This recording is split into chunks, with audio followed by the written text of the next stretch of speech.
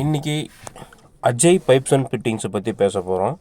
Ajay pipes and ஃபிட்டிங்ஸை பொறுத்தளவுக்கு அவங்க நமக்கு நல்லாவே தெரியும். They are national leader in pipes and fittings. CPVC வந்து இந்தியாவில் ஃபஸ்ட்டு கொண்டு வந்தது அவங்க தான்.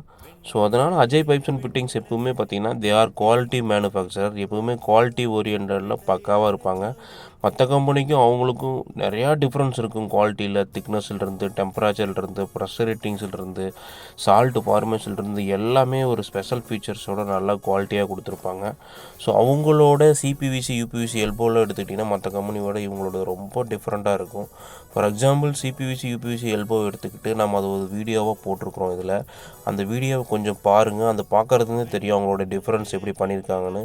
இப்போது வந்து இதில் சிபிவிசி எல்போ இன்சர்ட் பண்ணியிருக்கோம். இந்த எல்போவை பொறுத்தளவுக்கு பார்த்திங்கன்னா தண்ணி எல்போவில் வந்து பக்காவாக வந்துட்டு இருக்குது.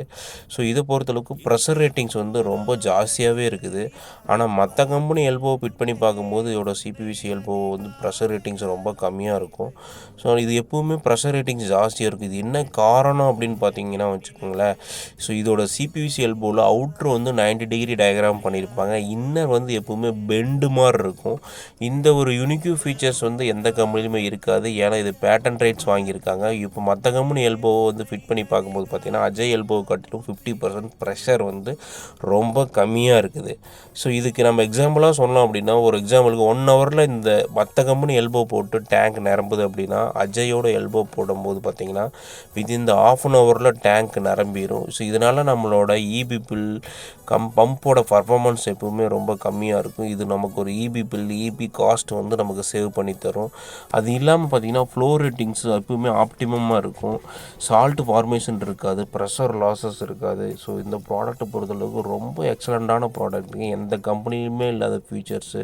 ப்ரெஷர் ரேட்டிங்ஸ் ரொம்ப ஜாஸ்தியாகவே இருக்கும். ஒரு உதாரணத்துக்கு ஒரு வீட்டுக்கு 20 எல்போ 30 எல்போ 50 எல்போ போடும்போது ஒவ்வொரு எல்போவிலையும் வாட்டர் டிஸ்டர்பன்ஸ் ஆகும் மற்ற பிராண்ட் எல்போ போடும்போது. பட் அஜய் எல்போ போடும்போது மட்டும்தான் தண்ணி எப்பவுமே வாட்டர் டிஸ்டர்பன்ஸ் ஆகாமல், ப்ரெஷர் லாஸ் இல்லாமல் ஃப்ளோவாக தண்ணி வந்து ரன் ஆகும். டைரெக்டாக டேங்க்கு ஸ்மூத்தாக போய் தண்ணி ஊற்றும். ஸோ இதுதான் வந்து அவங்களோட மெயின் ஃபீச்சர்ஸாக கொடுத்துருக்காங்க. இது சிபிவிசிலையும் இருக்குது, யூபிவிசிலையும் இருக்குது, பிவிசிலையும் இருக்குது. ஸோ இந்த எல்போவோட டிசைன் பார்த்திங்கன்னா ரொம்ப யூனிக்யூவாகவே டிசைனாக இருக்கும். இதை வந்து உள்ளே இன்னர் சேம்பரிங் பண்ணியிருப்பாங்க. பைப்ஸ் அண்ட் ஃபிட்டிங்ஸை உள்ளே இன்சர்ட் பண்ணும்போது உள்ளே ஸ்டெப்பு வராது. கையை தொட்டு பார்த்தோம் அப்படின்னா உள்ளே பைப் அண்ட் ஃபிட்டிங்ஸும் ஒரே லெவல் மேட்சாக இருக்கும். ஸோ நீங்களும் இந்த எல்போ வாங்கி ட்ரை பண்ணுங்கள். வீட்டுக்கு சூப்பராக இருக்கும்.